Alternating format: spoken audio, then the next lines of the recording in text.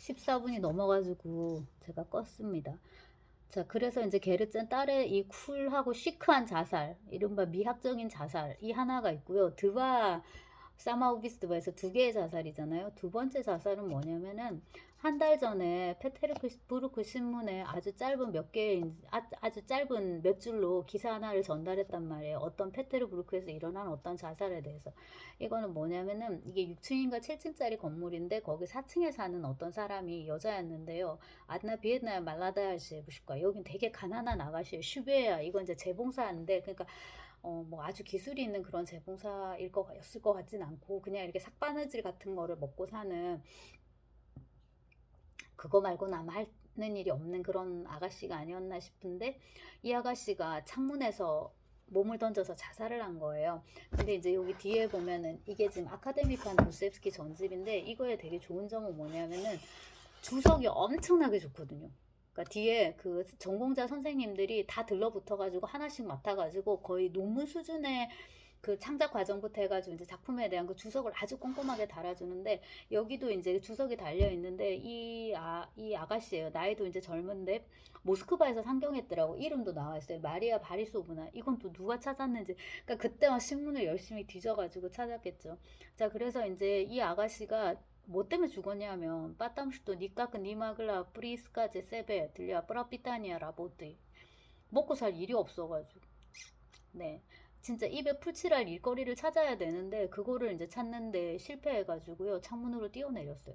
근데 이 자살에서 도스옙스키에게 충격을 안겨준 디테일은 뭐냐면 그녀가 떨어져 죽으면서 성상 을 들고 떨어져 내린 거예요. 근데 혹시 이거 듣는 사람 중에 러시아어 공부하는 학생이 있을지 모르겠는데 지르샤 브루카 오브라스입니다. 그래서 성상을 오브라스는 형상, 이미지 이런 뜻도 있지만 이게 이제 성화, 성상인데요. 혹은 이꼬나 여기 그 크로트가의 소설에서 이제 이꼬나라고 쓰는데요. 오브라스 이 성상을 들고서 브루카 하면은 손에 이렇게 들고 가는 거고요. 나루카흐 하면은 이렇게 품에 안는 거예요. 그 왜냐하면 얘네들은 이 루카라고 하면은 이만큼 팔을 다 지칭하기도 하고 요만큼 손을 얘기하기도 합니다. 그 다음에 이제 발이라고 하면 나가인데요. 그럼 발을 지칭하기도 하고 다리를 지칭하기도 해요. 그리고 이제 손 같은 경우에도 정확하게 내가 그냥 루카 하면 손인지 팔인지 헷갈리는데 명백하게 내가 손임을 나타낸다라고 말을 하고 싶으면 루카 보드 로거지 해서 팔꿈치 아래쪽에 루카라고 얘기를 해줍니다. 불편하죠, 그죠? 그리고 이제 그 예브게니 오네긴에서 그 얼마나 노기들이 얼마나 아름다운가 하는데 그때는 발이 얼마나 예쁜가 아름다운가 보다는 제가 볼 땐 다리를 칭찬한. 왜냐 무도회에서 누가 발을 보고 있어요. 그리고 발이 보이지도 않고 구두 신고 있기 때문에 다리를 치마가 이렇게 찰랑찰랑 거릴 때 다리를 칭찬하는 거였을 거고요. 자, 아무튼 이제 그래서 손에 이렇게 이게 제가 지금 독해를 해야 돼서 중요한 부분이었거든요. 근데 요즘은 워낙에 이제 검색을 하기가 편하고 이 단어를 치고 이 어구를 치고 구글에서 이미지만 쫙 검색을 해봐도 부루까가 요렇게 드는 건지 요렇게 껴안는 건지 혹은 뭐 팔짱 끼는 건지 그 뽀드루꾸 이렇게 되거든요. 뽀드루끼 이렇게 되기 때문에 그런 식으로 이제 검색만 한번 해봐도 쉽게 알 수가 있습니다. 자, 그래서 결론은 이게 도스옙스키한테 되게 충격이었던 거예요. 자살이라는 거는 되게 종교적이지 않은 행위잖아요. 반역인데 말하자면은 종교에 반하는 행위인데 성상은 또 종교의 상징인데 그거를 갖고서 이렇게 뛰어내렸단 말이에요. 그래서 에따우슈 까꼬에뜨 끌어뜯거의 스미료너의 사마오비스트바 이거는 어딘가 온순하고 겸허한 겸손한 자살이다라고. 근데 이 표현 자체가 굉장히 모순형용인 거잖아요. 자살이라는 것 자체가 이렇게 겸손한 자살이다 이런 거가. 자, 그렇게 이제 쓴 다음에 두 개를 비교를 합니다. 게르젠 딸의 자살과 그 다음에 이 마리아 바리소브나 가난한 이 재봉사 아가씨의 자살 두 개를 비교를 하고서 마치 두 개의 서로 다른 행성에서 온 것 같은 그런 다양한 창조물이다. 그러니까 하나는 너무 시니컬하고 시크하게 가고요. 하나는 정말 죽지 못해 살다가 죽은 거잖아요. 그걸 이제 비교를 하면서 정말 얼마나 다양한 죽음인가. 이 두 영혼 중에서 이 지상에서 누가 더 많이 고통받았을까? 만약에 이런 무익한 질문이, 한심한 질문이 점잖고 허용이 만약에 된다면, 오직 허용된다면 이 둘 중에서 누가 더 고통받았겠는가라고 이제 하고서 이거를 끝을 냅니다. 근데 이거를 보면서 느낀 게 되게 짧은 글이라고 제가 말씀을 드렸죠, 그죠? 그리고 이제 시대적인 어떤 그런 상황, 지금 당장 발생한 일, 그 러시아어로는 슬로보드니에브너스지라는 말이 있습니다. 그래서 진짜 당면한 과제, 뭐 이거 할 때 이런 표현 할 때 이제 쓰는 단어인데요. 그런 식으로 이제 지금 당장 뜨거운 감자를 갖고 이제 썼다라는 거, 그게 하나가 있고, 또 하나는 이미 작가가 환갑을 바라보는 그런 나이인데, 저보다도 10살, 지금 현재 저보다도 훨씬 더 10살은 더 많은 나이인데, 여기에 느낌표, 물음표가 그렇게 많이 나오는 거예요. 그러니까 이 중년의 나이에도 이렇게 탐구적이고 이렇게 흥분하고 공감하고 같이 고통받고, 그게 우선은 그 창작하는 사람 모든 장르 불문하고 의 공통점이구나 하는 생각을 하게 되고, 이 글을 썼더니 도스토옙스키가 이게 읽히는 책이었다고 했잖아요. 작가 일기가 버럭한 거예요. 누가 뭐 그딴 XX의 자살에 대해서 뭐 너는 뭐 그렇게까지 뭐 네가 뭐 말을 하고 그러냐, 뭐 그거는 뭐 굳이 그렇게까지 흥분할 필요도 없는 거고, 뭐 그러니까 뭐 한심한 XX가 한심하게 살다가 뭐 XX하게 그렇게 자살을 한 거지, 막 이런 식으로 이제 얘기를 한 거예요. 그래서 가스 빠진 엠빼는 오만하게도 화를 냈다. 이 나의 이 한심한 자살자에게 화를 내고 그녀의 행동은 어떤 주의도 기울일 필요가 없는 것이라는 그런 이제 결론을 내렸다라고 했단 말이에요. 이거에 대해서 도스토옙스키 또 버럭 해가지고, 이건 또 제목이 자살에 대해서, 그리고 오만불손함에 대해서. 이때 이제 자살은 그 게르든 딸의 자살인 거고, 불사코비엘이에요. 오만불손함은 이제 도스토옙스키의 이 스타치아가 이 칼럼이 한심하다고 얘기한 그 사람의 오만불손함을 또 지적하는 거예요.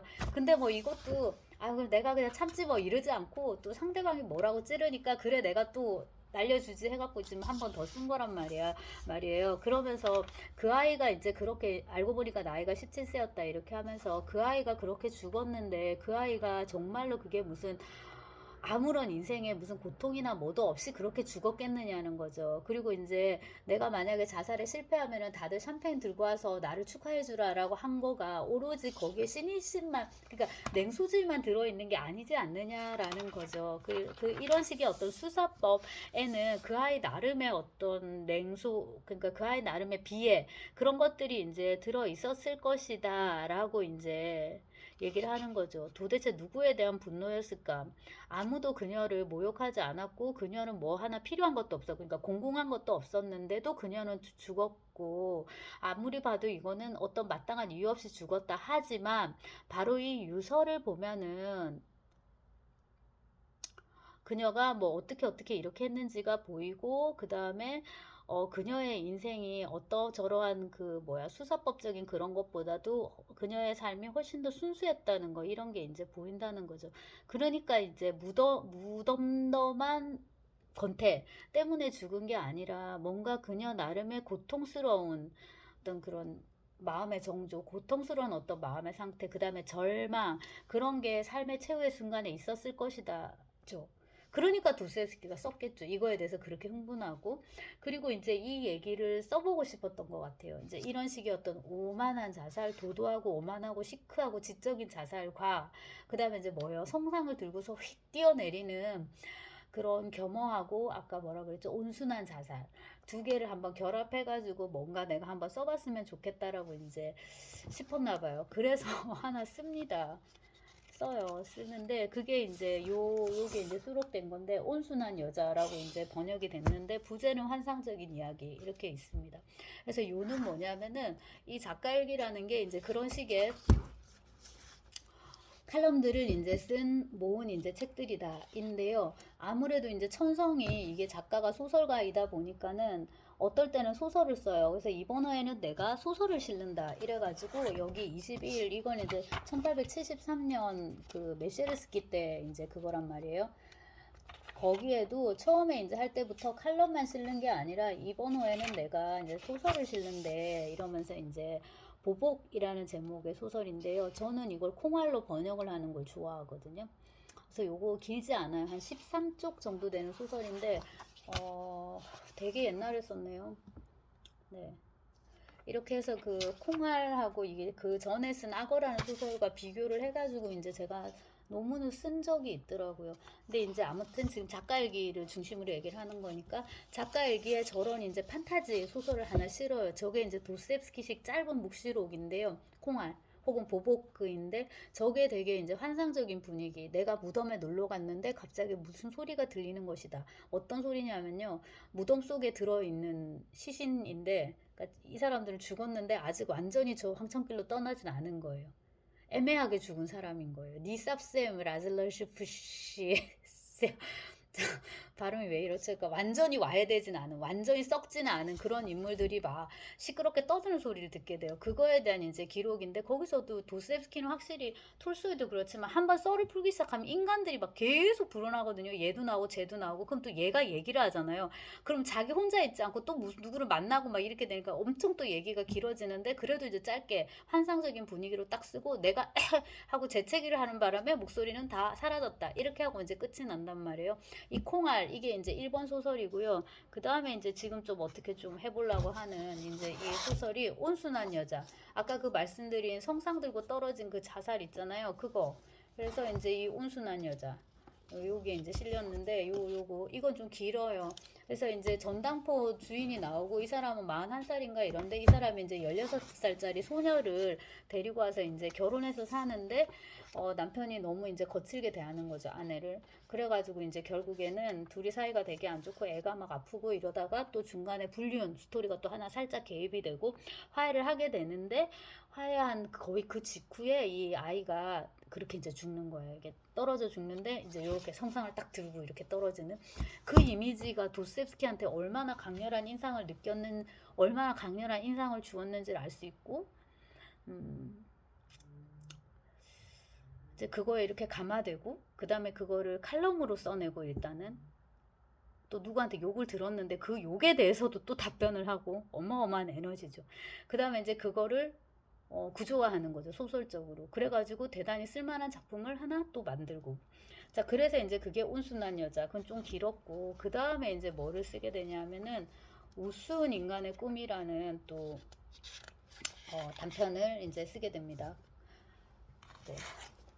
그건 25권에 있나 보네요. 그래서 이제 제가 말씀을 드린 보보크, 콩알, 그 다음에 이제 온순한 여자, 그 다음에 이제 우스운 인간의 꿈, 이 세 개가 말하자면 철학적 환상소설 3부작이라고 이제 어떤 학자는 이름을 붙이기도 하는데, 이 우스운 인간의 꿈은 이제 유토피아 버전이죠. 어떤 한 청년이 지하생활자의 1870년대 버전이라고 생각하면 되는데 자살하기로 결심해요. 또 되게 이렇게 오늘 같은 이런 날인 거죠. 스산한 이런 날에 갑자기 밖에 나갔다가 이렇게 가스등이 켜져 있고 나는 오늘 자살해야겠다라고 생각을 하죠. 권총은 원래부터 있었고 장전도 하고. 근데 그 자살을 미루게 돼요. 근데 그 계기가 또한 하나가 있었는데 자기가 밖에 나갔는데 되게 불쌍한 어린아이가 와가지고 자기를 구원해달라고 애원하는데 내쳤거든요. 구원해주기는커녕 얘가 엄마가 죽어가고 있는데 저 좀 살려주세요 막 이런 식으로 했는데 우리 엄마 좀 살려주세요 했는데 도와주기는커녕 내쳤단 말이에요. 그리고 이제 자살하기로 했죠. 자, 그런데 자살을 하지 않고 잠이 들어요. 꿈을 꾸는데 그 꿈속에서 자살을 해요. 자살을 하고 죽었는데 장례식도 치르고 무덤 속에 들어갔단 말이에요. 그러니까 보복과 같은 그런 상황이 있는 거죠. 근데 갑자기 누군가가 나타나가지고 나를 이제 그 칼 세이건의 코스모스예요. 우주로 이렇게 날아가요. 그래서 도스옙스키 소설이 굉장히 그 뭐지? 천문학적이다라는 생각을 오늘 했는데요. 그 부분을 읽으면서 날아가요. 날아가면서 이제 저 우주를 보고 저 태양을 보고 저 지구를 봐요. 근데 우리가 살고 있는 내가 떠나온 그 지구의 복사본과 같은 어떤 지구에 도달하게 되는데 거기는 선악과를 따먹기 전의 지구인 거예요. 말하자면 어떤 의미에서 시간 여행을 했다고 할 수도 있겠네요.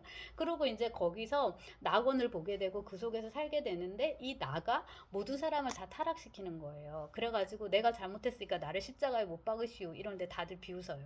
그리고 이제 나는 그 잠에서 이제 깨는 걸로 이렇게 되고 이제 나는 진리를 사람들에게 전파하러 가겠다 뭐 이런 식으로 해서 어떻게 보면 제일 되게 뜬금없는 것 같기도 하지만은 도스토옙스키식의 어떤 그런 유토피아 사상, 그 다음에 이제 자살이라는 주제, 이런 어떤 지하 생활자적인 이런 독백 이런 것들, 제가 옛날에 이걸 모노드라마로도 봤었는데 페테르부르크에서. 그래서 이 세 작품이 되게 유의미한데 말씀드린 이런 저널리즘적인 지면에 이렇게 실렸고 작품은 이제 이러이러했다라는 것이고요. 제가 지금 꽃을 저거 제가 이렇게 손으로 지금 스파이럴을 잡은 거거든요.